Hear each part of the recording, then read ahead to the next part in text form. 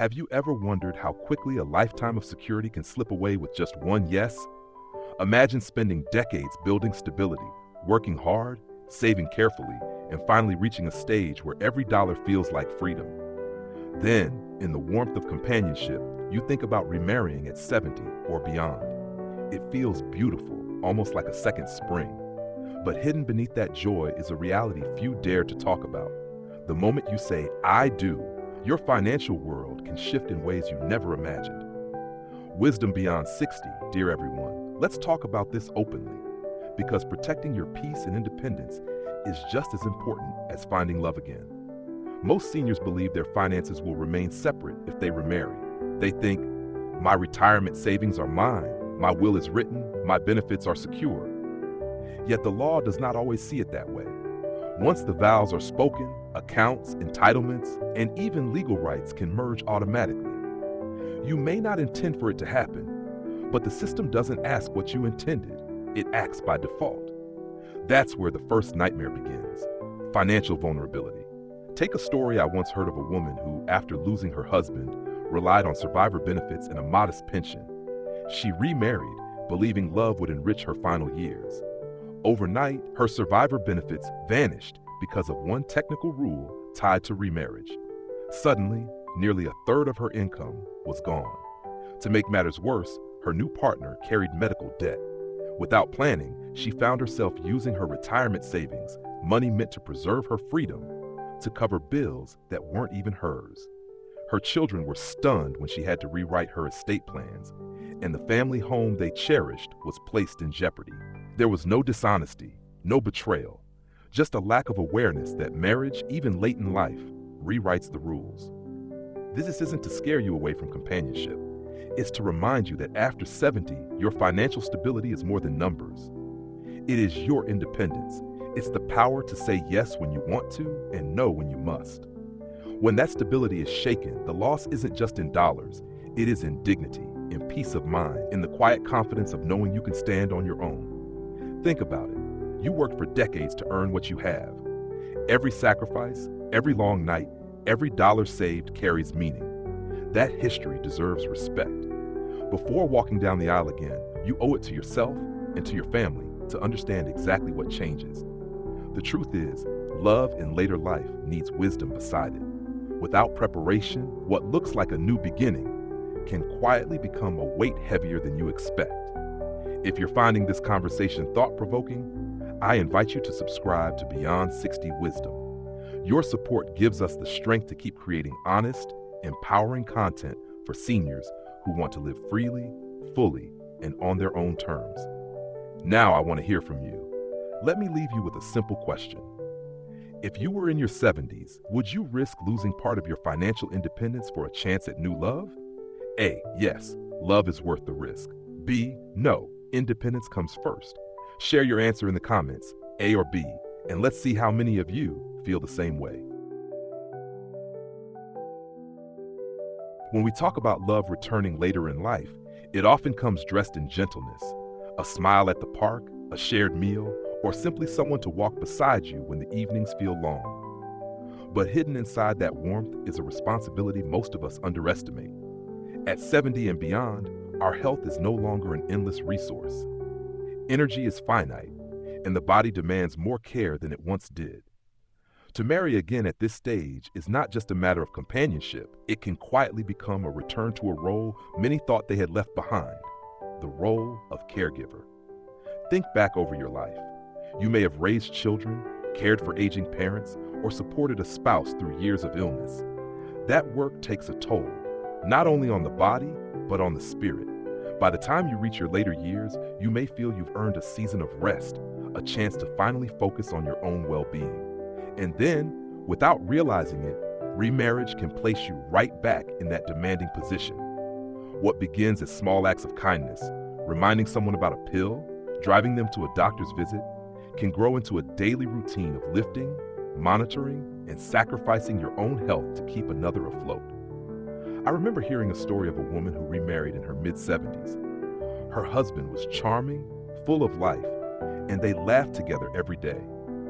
Yet only a short time later, his health began to fail. Suddenly, she was staying awake through the night, helping him in and out of bed, managing medications, and neglecting her own arthritis treatments because there simply wasn't enough time for both of them. She loved him deeply, but in a quiet moment of honesty, she admitted something profound. I didn't realize that in saying yes to marriage, I was also saying yes to becoming a caregiver again. That statement captures the essence of this second hidden risk. It isn't about being selfish. It's about being wise enough to ask whether your body and mind can handle such responsibility again. Because caregiving, even when chosen freely, consumes enormous strength. It reshapes your days, your sleep, and often your sense of self. And while love is a powerful motivator, it does not erase exhaustion. At this stage of life, preserving your own health is not just about adding years. It's about safeguarding your dignity and independence. The question is not whether you are willing to care. It is whether you have the reserves left to give without breaking yourself in the process. And that is not an easy question to face. It is easier to believe that affection will make it lighter, that your own needs can wait. But ignoring your limits doesn't make them disappear. It only makes the cost heavier down the road. So before you step into marriage again, pause to consider this reality. Do you have the capacity to balance love with self-preservation? Do you have the courage to say no if your heart longs for connection, but your body cannot sustain the demand? These are not cold questions. They are the most compassionate ones you can ask, for yourself and for the partner who deserves honesty from the start. Because the truth is, you cannot pour from an empty cup, and your health is not something you can afford to give away twice. Remarriage in later years can be beautiful, but beauty should not blind you to responsibility. To care for another is noble, but to care for yourself first is wisdom. If you are standing at that crossroad, remember, love that costs you your health is not love that will last. Real companionship should lift both people up, not quietly drain one until nothing is left to give. And sometimes, the most loving decision you can make for both of you is to protect your own strength so that your days together, however you choose to share them, are filled with vitality rather than silent sacrifice. When people think about remarriage in their 70s, they often imagine companionship, laughter, and someone to share the quiet evenings with. What they rarely picture is the legal reality that comes attached to that decision. Love may be personal, but marriage is also a legal contract, and that contract can reshape your life in ways you never intended. Many seniors believe that because they have already written a will, chosen a power of attorney, or set up a trust, their affairs are settled. Yet once a new marriage enters the picture, the law can override even the most carefully prepared documents unless they are updated and reinforced after the wedding. This is where so many older adults find themselves blindsided. Imagine spending years building a clear estate plan, making sure your house will pass to your children, setting aside savings for grandchildren, and carefully designating someone you trust to make medical choices if you cannot. Then, after remarriage, your new spouse automatically gains rights you never fully considered. Depending on the state, they may inherit a portion of your property regardless of what your will says. They may suddenly become the one who decides your medical care if you fall ill, even if your children or siblings know your wishes better. It is not about malice. It is simply the way the law works when we do not take steps to spell out our intentions with precision. There was an elderly woman I once heard about who remarried in her 80s. She loved her new husband dearly, and he treated her with kindness. She had already arranged for her modest home and her savings account to go directly to her grandchildren. But because she did not revise her estate plans after her wedding, her new spouse received rights she never meant to grant. In the end, her grandchildren lost the inheritance she had promised them, and her medical care was directed by someone who, though well-meaning, did not fully understand her personal values. It created heartache for everyone involved, not because anyone acted with ill will, but because the law stepped in where clarity was missing. The truth is that marriage in later life is not only about romance. It is paperwork, signatures, property titles, and legal authority. And while that may sound unromantic, ignoring it can lead to confusion and even conflict among the very people you wanted to protect. Too often, seniors assume that conversations and verbal agreements are enough, that if they and their new partner agree to keep things separate, it will stay that way. But in the eyes of the courts, only written, updated documents carry weight. Talk alone cannot safeguard your assets, your healthcare decisions, or your legacy. Facing this reality requires courage. It means asking difficult questions and sitting down with professionals to ensure everything is clear. It might involve speaking with an attorney, updating your will, revising your trust, or creating agreements that set healthy boundaries. This is not about mistrust. It is about protecting yourself, your partner, and the family you love. It is about ensuring that everyone knows exactly what to expect, rather than leaving it to the cold interpretation of the law. As you consider remarriage after 70, remind yourself, clarity is a gift, not a burden. It removes uncertainty and prevents painful disputes later. Love deserves honesty, and the most honest thing you can do is prepare wisely. Because without legal clarity, what begins with joy can end in heartbreak. Not because love failed, but because the paperwork was never finished. If you are thinking about saying "I do" again, make sure you also say, "I will protect what I have built for myself and for those I care about." That too is an act of love. One of the quiet rewards of growing older is the freedom to shape your days exactly the way you want. You know the comfort of your morning rituals, the peace of enjoying a cup of tea in silence, the small joys of keeping your home arranged just the way you like it. That independence is not something that appeared overnight. It is the result of decades of compromise, sacrifice, and responsibility. By the time you reach your 70s, many people feel they have finally earned the right to live life on their own terms. Yet remarriage, as warm and inviting as it may seem, can quietly begin to erode that freedom in ways you may not expect. In younger years, sharing space, negotiating routines, and adapting to another person's needs feel like natural parts of building a life together. But at this stage, when your habits are well established and your sense of self is anchored, compromise can weigh more heavily. What seems small, like whether the television stays on during the day, what time meals are served, or how tidy the kitchen should be, can accumulate into something far greater than you imagined. A widow I once heard about remarried after several years alone. At first, she cherished having someone beside her again, grateful for the companionship. Yet over time, she found herself bending her schedule, cooking more meals than she wanted, and feeling her once peaceful home become a place of constant adjustment. It wasn't that her new husband was unkind. It was that her independence, so hard-earned, was slipping away without her fully noticing. This loss of personal freedom is not about rejecting love or companionship. It is about recognizing the value of solitude and autonomy after a lifetime of giving. When you have spent years caring for children, a spouse, and even aging parents, the space to finally decide for yourself when to rest, what to eat, or how to spend your hours is not trivial. It is precious. And while love at this stage can certainly bring joy, it should never demand that you surrender the independence you have waited so long to claim. The challenge is that society often whispers that being alone is something to fear, that marriage is the only true solution to loneliness. But there are many paths to connection that do not require sacrificing freedom. Friendship circles, community groups, and shared activities can bring closeness without demanding daily compromise. Companionship does not always have to carry the weight of legal and household obligations. For some, marriage can indeed be fulfilling, but for others, the constant negotiation of space and habits becomes more draining than supportive.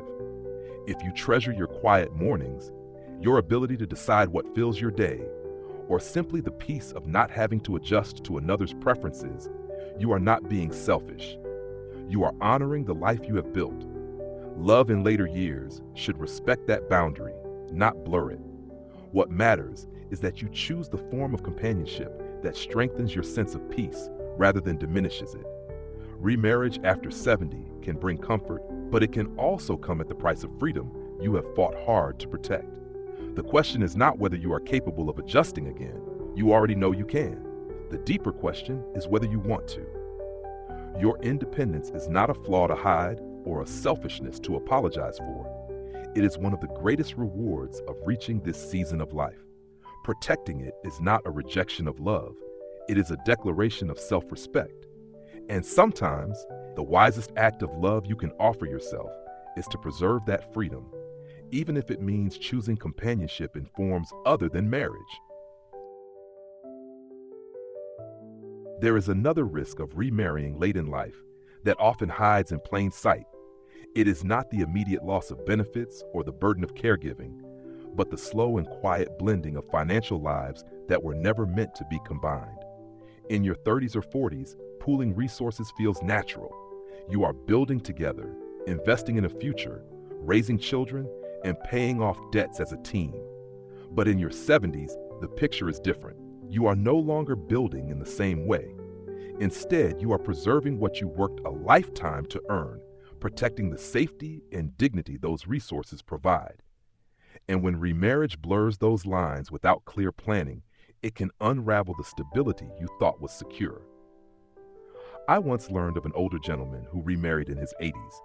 He was financially stable with a comfortable pension and savings set aside for his daughter.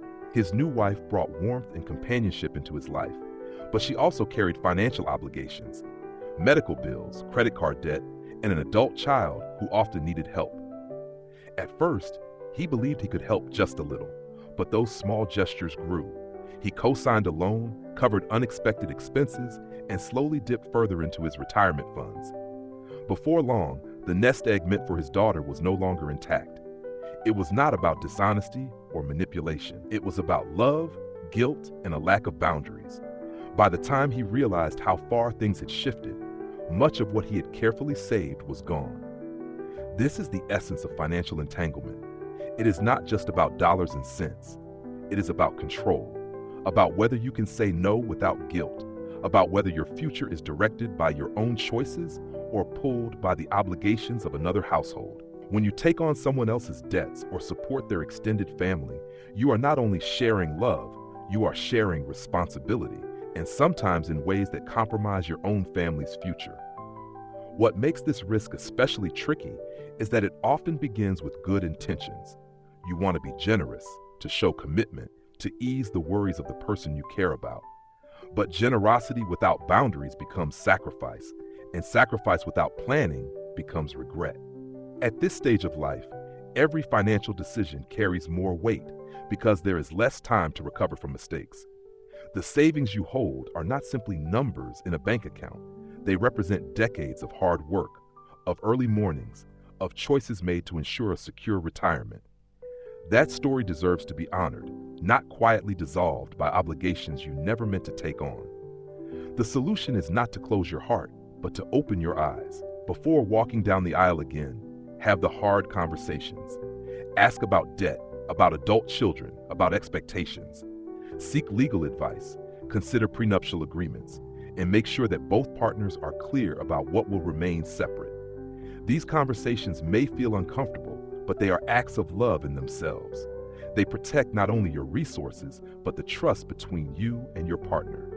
Because nothing corrodes a relationship faster than unspoken financial burdens that surface too late. In the end, love at 70 or 80 can be beautiful and fulfilling, but it should never come at the cost of the stability you have earned. Financial entanglement is not inevitable. It is preventable with clarity, honesty, and courage.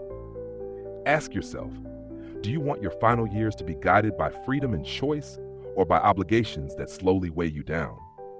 Choosing wisely is not selfish, it is responsible.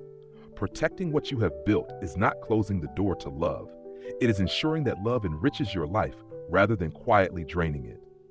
That is the kind of wisdom that allows you to enjoy companionship while still honoring the life story you have worked so hard to write. Life after 70 often feels like a delicate balance between the past you've already lived and the years you still want to embrace with meaning. By this stage, most people have carried heavy responsibilities, raising children, paying off homes, working long hours, caring for loved ones, sacrificing much of themselves for others. And when love reappears later in life, it can stir both joy and fear. Joy because companionship feels like a gift, fear because you know how much is at stake if things go wrong. The truth is, Remarriage after 70 is not simply about finding someone to share evenings with. It carries unseen risks that can affect finances, health, independence, legal rights, and the very freedom you work so hard to earn.